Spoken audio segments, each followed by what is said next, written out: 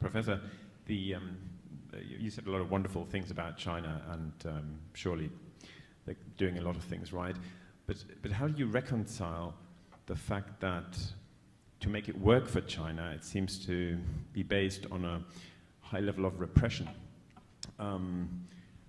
environmental destruction, censorship, a certain ideological stubbornness? I mean, we've spoken about Hong Kong, the Uyghurs. How do you reconcile that, and why do you think that's? I mean, do you think that's tolerable? Thank you. I'm really glad you asked that question, because your question captured very well the Anglo-Saxon media's perception of China. And I would suggest to you very bluntly that it's a distorted perspective of reality. Let's take the first word you use, repression.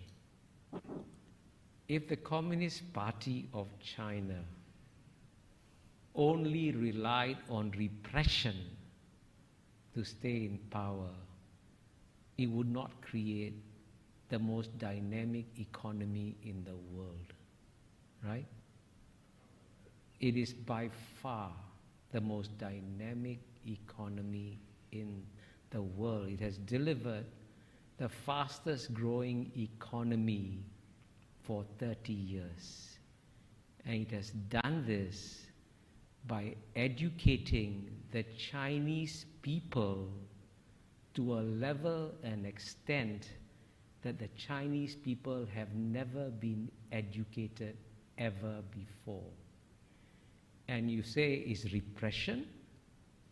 You obviously are taking the old Cold War mindset. I was in Moscow in 1976, and I saw repression in Moscow. And when I was in Moscow, the Soviet citizens were not allowed to travel outside the Soviet Union. That's repression. In the year 2019, 139 million Chinese left China freely. Guess what?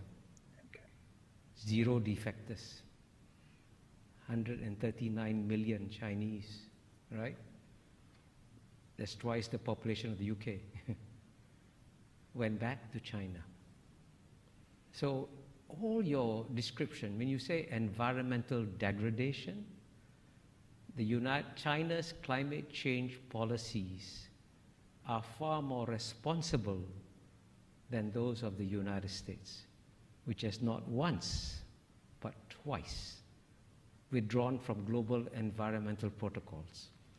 Kyoto Protocol, the Bush administration left 8 years.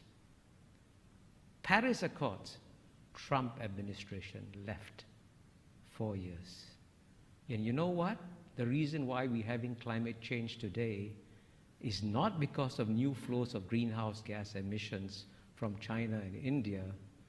It's because of what the Western countries have put in the atmosphere since the Western Industrial Revolution.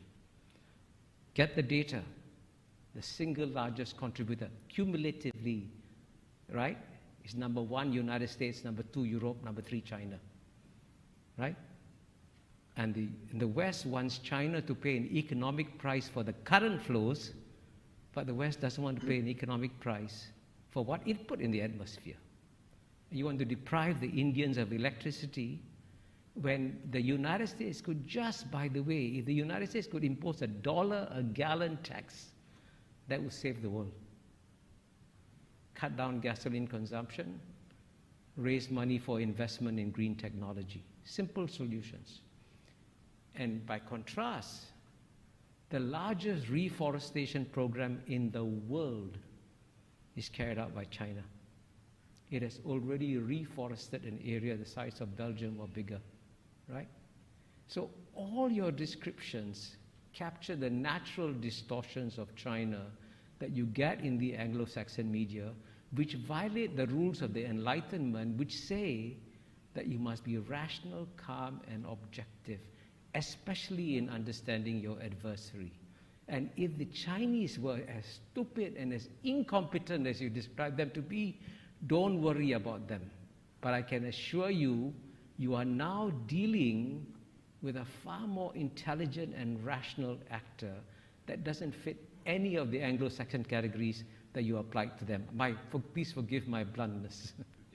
快来订阅通识，按旁边小铃铛给我们点赞和分享哦。如果有什么想说的，也欢迎在下面多多留言呀。